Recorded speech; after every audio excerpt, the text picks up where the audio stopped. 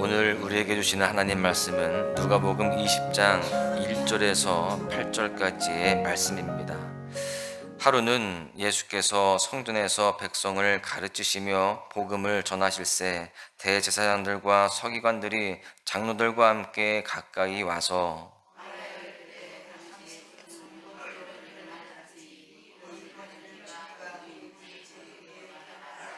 대답하여 이르시되 나도 한 말을 너희에게 물으리니 내게 말하라.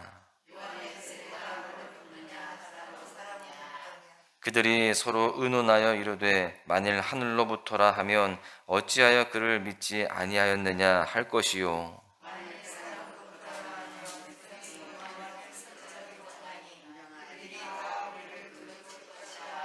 대답하되 어디로부터인지 알지 못하노라 하니 예수께서 이르시되 나도 무슨 권위로 이런 일을 하는지 너희에게 이르지 아니하리라 하시니라. 아멘. 할렐루야. 오늘도 주님 앞에 나오셔서 주님의 뜻 가운데 살아가시고자 말씀을 듣고 날마다 주님 앞에 부르짖고 기도한 여러분들 모두를 주님께서 사랑하시고 오늘도 삶의 큰 은혜로 채우실 줄로 믿습니다. 톰과 제리라고 하는 애니메이션을 잘 아실 겁니다. 이 애니메이션은요 1940년에 처음 방영된 이래로 100여 년 가까운 시간 동안 전 세계 사람들에게 많은 사랑을 받은 애니메이션입니다. 이 톰과 제리는 우스꽝스러운 고양이 톰과 또 영리한 생쥐 제리 사이에 쫓고 쫓기는 이야기입니다. 톰은 매번 이런저런 꾀를 내서 제리를 잡고자 하는데 그때마다 제리가 재치 있게 톰을 골탕 먹이곤 합니다. 누가 봐도 제리가 고수입니다. 이 하수인 톰이 술을 쓰지만 그 술을 미리 다 알고 받아치는 그 제리를 보면서 우리는 통쾌한 재미를 느끼게 되죠. 오늘 본문의 한 논쟁이요 싸움은 톰과 제리를 떠올리게 합니다. 당시의 유대 사회를 이끌고 있었던 그 종교 지도자들이 머리를 모아서 꾀를 내서 예수님을 잡아 죽이려고 합니다.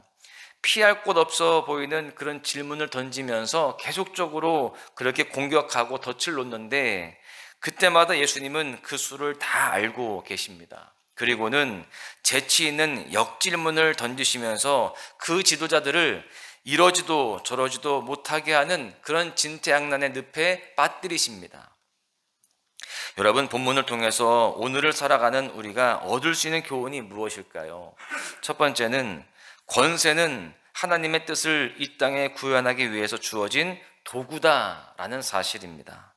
본문 2절의 말씀을 보십시오.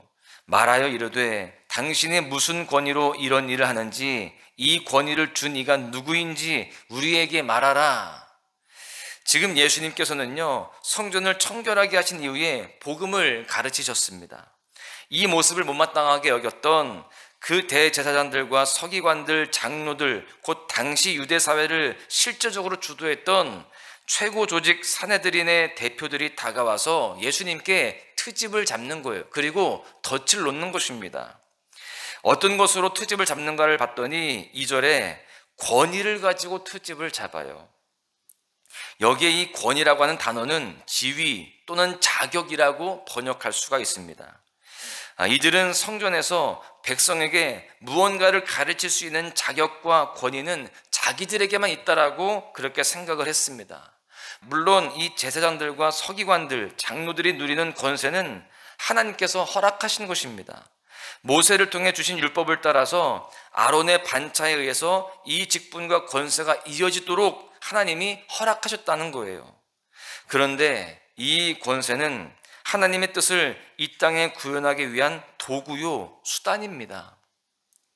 수단이요, 그릇인 이 권위는 목적이요, 내용인 하나님의 뜻을 항상 담고 있어야 됩니다. 그래야 그 권세가 바른 권세가 되어지는 것이죠. 그런데 종교 지도자들은요, 그 권위를 성전에서 재물과 돈 바꾸는 것을 통해서 이권이나 챙기고 하나님의 뜻을 구현하는 것이 아니라 자신들의 배를 채우는 데 썼던 것입니다. 그래서 예수님은 성전 청결 사건을 통해서 이것을 꾸짖으신 것입니다. 권세가 불러오는 부와 명예에만 관심을 둔 이 종교 지도자들은요, 주님께서 지금 성전에서 가르치고 계시는 성전을 성전되게 만드시는 그 말씀에는, 또 하나님의 나라에 대해서는 전혀 관심이 없었습니다. 그렇기 때문에 살아계신 하나님의 그 말씀을 들으면서도 깨닫지 못하고 누가 그 말씀을 전할 권세를 주었느냐면서 트집만 잡고 있는 그런 모습이에요. 오늘 우리 모두는요, 사실 모양은 다 다르지만 다 권위를 가지고 살아가고 있습니다.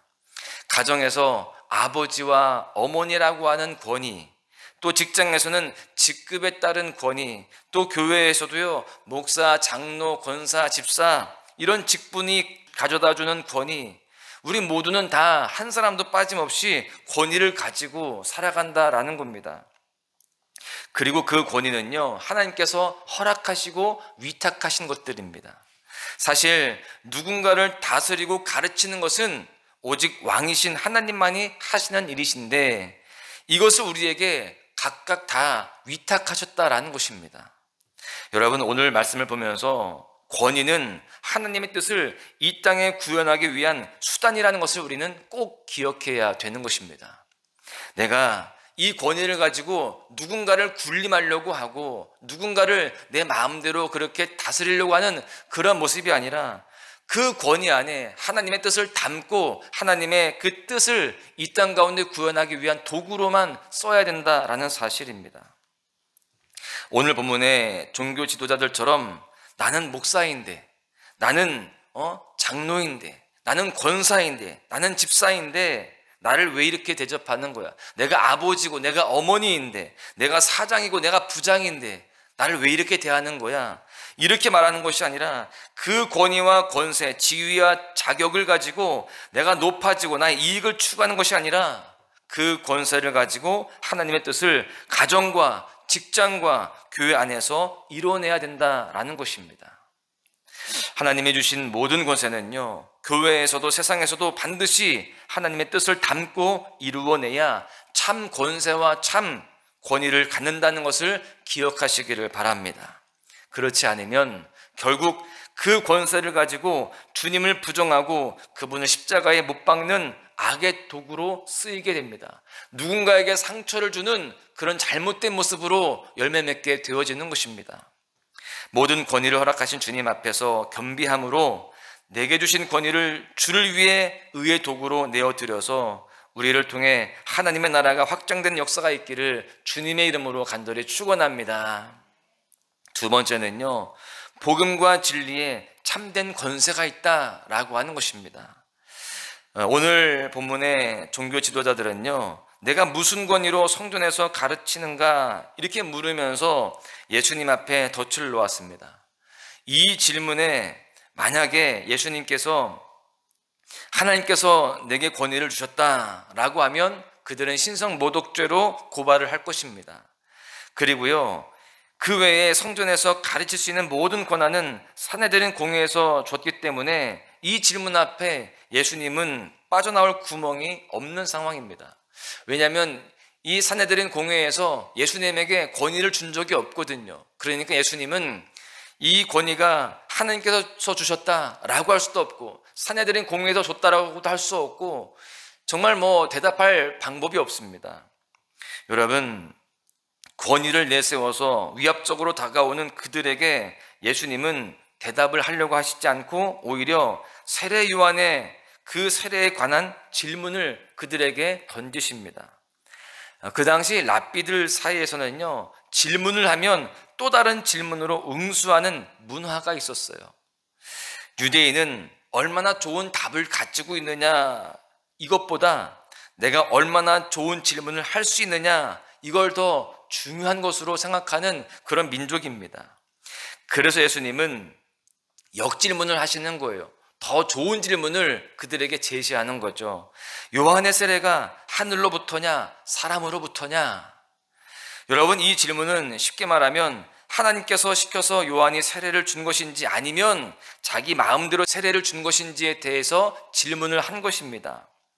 여러분, 이런 상황에서 종교 지도자들이 요한의 세례가 하늘로부터 왔다라고 대답한다면 이스라엘 전체는요, 하나님 앞에서 회개를 해야만 됩니다. 세례 요한은 회개를 선포했기 때문에 그렇습니다.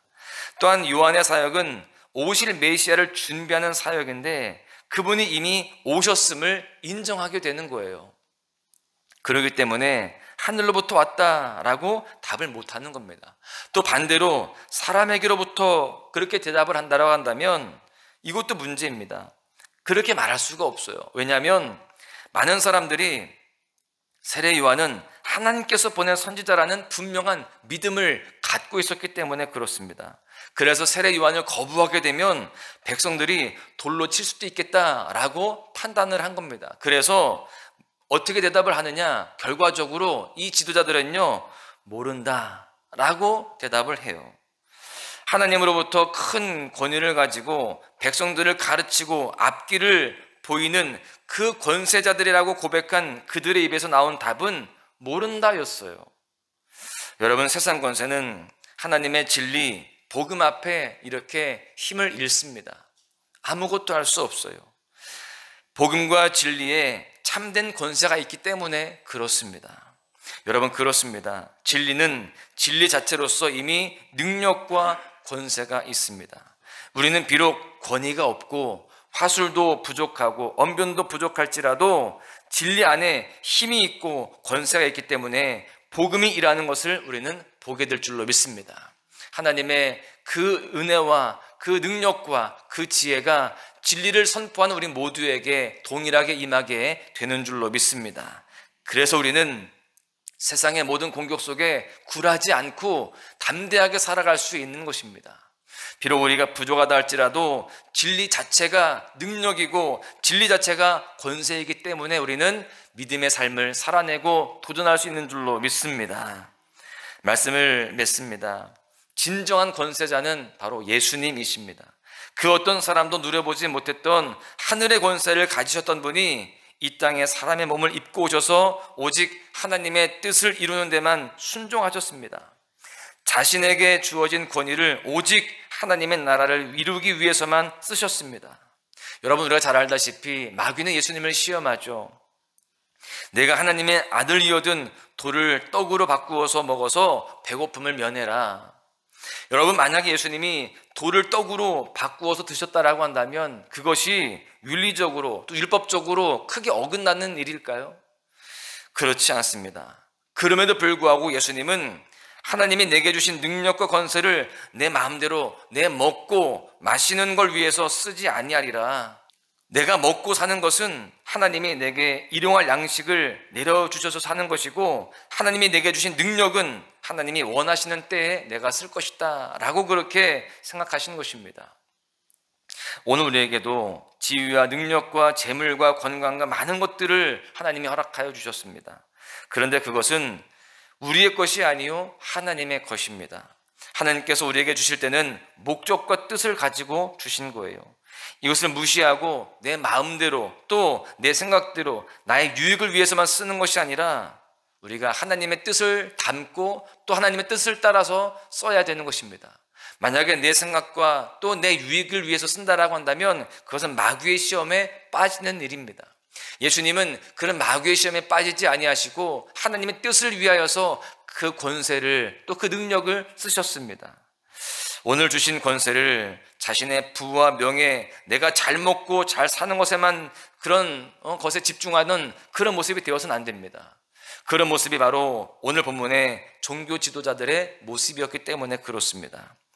여러분, 그들과는 반대로 하나님께서 주신 모든 권세를 하나님의 뜻에 따라 사용하셨던 그 예수님을 우리가 본받아서 그 모습을 따라서 우리도 나의 필요 또 나의 어떤 그런 요구를 따라 살아가는 것이 아니라 하나님의 뜻을 따라 살아가는 우리 모두가 되어야 할 줄로 믿습니다. 내게 있는 모든 것을 하나님의 뜻을 이루어드리는 거룩한 도구로 올려드리고 이걸 통하여서 하나님의 나라를 확장하는 그런 도구로 우리 모두가 쓰임받아야 할 줄로 믿습니다. 오늘 하루도 주님의 뜻을 따라서 살아가는 삶이 되시기를 축복합니다. 그 가운데 아름다운 열매를 맺어가시고 주님의 그 이름을 높이는 귀한 삶으로 승리하시기를 주님의 이름으로 간절히 축원합니다. 크리스마스